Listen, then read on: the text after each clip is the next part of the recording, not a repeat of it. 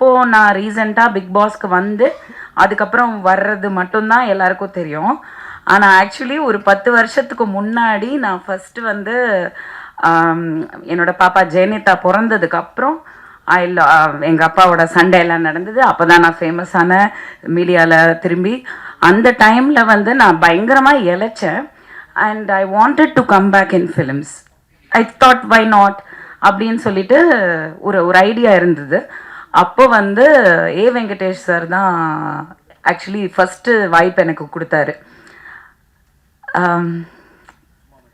சும்மா நச்சுன்னு இருக்குது, பிரிட்டோ சாரோட தயாரிப்பில் வந்து சும்மா நச்சுன்னு இருக்குன்ற படம் நகுலோட அந்த ஒரு படம் நான் பண்ணிவிட்டு again I just I took a back seat. I think that was அந்த நேரம் என்னோட டைம் இல்லை. I didn't want to continue. But சாரோட நான் ஃபஸ்ட் டைம் ஒர்க் பண்ணேன். Seriously I'm telling you, I has been like, நான் சொல்கிறது வந்து 2010-11 நினைக்கிறேன்.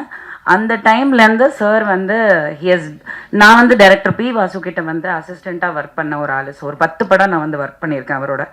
ஸோ அவரோட ஸ்பீடு, அவரோட அந்த தாட் ப்ராசஸ், அவரோட அந்த போல்டான ஒரு டெசிஷன்ஸ், அவரோட பெர்ஃபார்மன்ஸு, நான்லாம் வந்து ஒரு ரசிகையாக பார்த்துருக்கேன் டைரக்டரை. என்னோட குரு, அவரை பார்த்து நான் வளர்ந்துருக்கேன், ஒரு ஆர்டிஸ்டாக வளர்ந்துருக்கேன். இன்றைக்கி எனக்கு பெர்ஃபார்ம் பண்ண முடியுது அப்படின்னா ஐ திங்க் டெஃபினெட்லி ஒரு டைரக்டர் லைக் பி வாசு கிட்ட ஒர்க் பண்ணது மட்டும்தான்.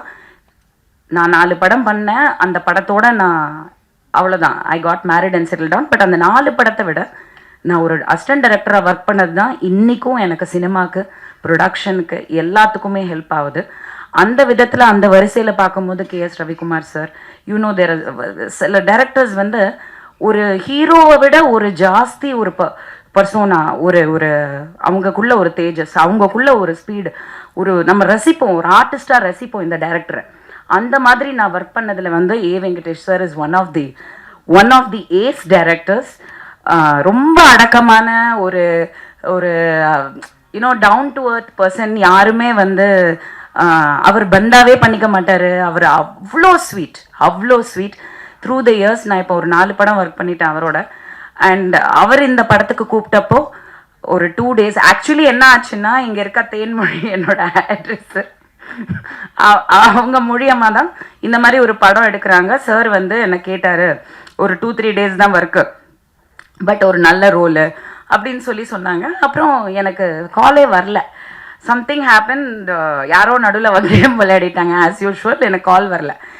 எனக்கு வந்து சார் படம்னோன்னா நான் யாருக்கும் அந்த மாதிரி கால் பண்ண மாட்டேன். சார் படம்னோன்னா நான் வந்துட்டு நம்பர் வாங்கி ஸ்பெசிஃபிக்காக சாருக்கு கால் பண்ணேன். நான் சொன்னேன், சார் என்ன சார் நீங்கள் ஏதோ இந்த ஒரு கேரக்டர் ஏதோ நீங்கள் சொன்னீங்களா, அதுக்கப்புறம் என்னாச்சு சார்னோன்னா அவருக்கே தெரியல. அவர் சொன்னார், ஏம்மா உங்களை அப்ரோச் பண்ணாங்களாமே, நீங்கள் ரொம்ப பணம் கேட்டீங்களாமே. நான் சொன்னேன், சார் என்னை பற்றி கொஞ்சம் விசாரிச்சுட்டு பேசுங்க, நான் வந்து நிறைய பணம் கேட்டேன்னு சொன்னால் தயவு செஞ்சு நம்பாதீங்க அப்படின்னு. அப்படியா, சரி ஓகே நான் பேசுகிறேன். நான் சொன்னேன், சார் நீங்கள் எதுவுமே பேசாதீங்க, எப்போ ஷூட்டிங், எங்கள் லொக்கேஷன் மட்டும் சொல்லுங்கள், நீங்கள் என்ன கொடுத்தாலும் நான் வாங்கிக்கிறேன்.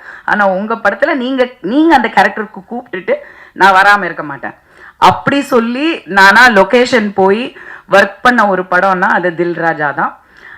அப்போது வந்து ஆக்சுவலி நான் how to call you Sathya ஒன்லினோ விஜய் சத்யா. ஸோ சத்யாவை நான் பார்த்தப்போ நான் ஏதோ இவர் டைரக்டர்ஸை சொன்ன மாதிரி நான் சொன்னேன், நான் நினச்சேன் ஏதோ எனக்கு சிம்ரனோட ஹஸ்பண்ட் ஞாபகம் வந்தது. ஆக்சுவலி தீபக் தான் ஞாபகம் வந்தது. ஆக்சுவலி ஒரு younger version of Deepak, really because அப்போத்துலேருந்து நான் பார்க்குறனால எனக்கு ஏதோ ஹிந்திக்கார பையன் போல இருக்கு, ஓகே அப்படின்னு நினச்சேன்.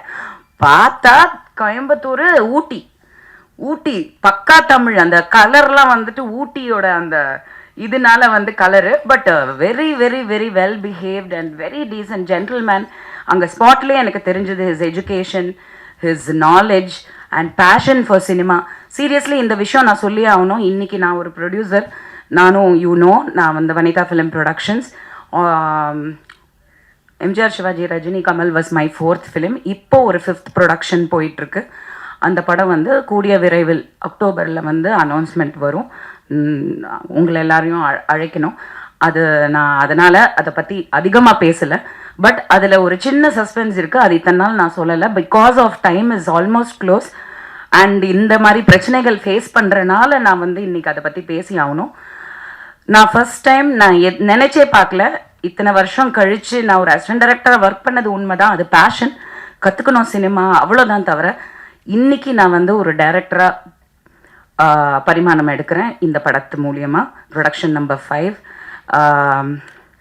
இந்த படத்தில் வந்து நான் ஃபேஸ் பண்ணது ஒரு டைரக்டராக, ஜோவிகா தான் ப்ரொடியூசர். ஸோ உங்களுக்கு புரியுதான்னு தெரில. ஆனால் ஒரு ஃபஸ்ட்டு படத்துலேயே வந்து எவ்வளோ சினிமாவை பற்றி கற்றுக்க முடியுமோ. ஏன்னா அந்த படத்தில் வந்து ஒரு 27-28 ஆர்டிஸ்ட் இருக்காங்க, எல்லாருமே சீனியர் ஆர்டிஸ்ட், எல்லாருமே பர்ஃபார்மர்ஸ், எல்லாருமே ஃபேமஸ் ஆர்டிஸ்ட். இத்தனை பேரை வச்சு நாங்கள் தாய்லாண்டில் ஒரு 70% கம்ப்ளீட் பண்ணி, இங்கே வந்து ஒரு 30% கம்ப்ளீட் பண்ணி இப்போ போஸ்ட் ப்ரொடக்ஷன் போயிட்டுருக்கு. வித் காட்ஸ் கிரேஸ் படம் முடிஞ்சது. ஆனால் ஒரு ஹீரோவோட சப்போர்ட் வந்து இந்த அளவுக்கு இருக்கணுங்க. Seriously I have to tell you. ஏன்னா நான் பார்த்தப்போ வெறும் ஹீரோவாக தான் பார்த்தேன். ஆனால் இந்த படத்தில் இன்னைக்கு ப்ரொடியூசரை தாண்டி வந்து நின்று ஒரு படத்தை வந்து நம்ம கொண்டு வரணும், இவ்வளோ எஃபர்ட் போட்டாச்சு, அதை கொண்டு வரணும், ரிலீஸ்க்கு கொண்டு வரணும், அதுக்கான என்னெல்லாம் பண்ண முடியும், யார்கிட்டெல்லாம் பேச முடியும், என்ன எஃபர்ட் எடுக்க முடியும், அந்த சின்சியரிட்டி, அந்த ஜென்யூனிட்டியே வந்து லைஃப்பில் வந்து நம்மளை வந்து எப்படினாலும் ஜெயிக்க வச்சிரும். அது ரொம்ப முக்கியம் சினிமாவில். அது இல்லாதனால தான் சினிமா அழிஞ்சிட்டு இருக்கு. பட் என்னன்னா இது எப்பவுமே நீடிக்கணும். சத்யா, பாதகம் செய்பவரை கண்டால் நாம் பயங்கொள்ளலாகாது பாப்பா, மோதி மிதித்து விடு பாப்பா, அவர் முகத்தில் உமிழ்ந்து விடு பாப்பா. அண்மை செய்திகளை உடனுக்குடன் தெரிந்து கொள்ள இணைந்திருங்கள் இயம்நாடு தொலைக்காட்சியுடன்.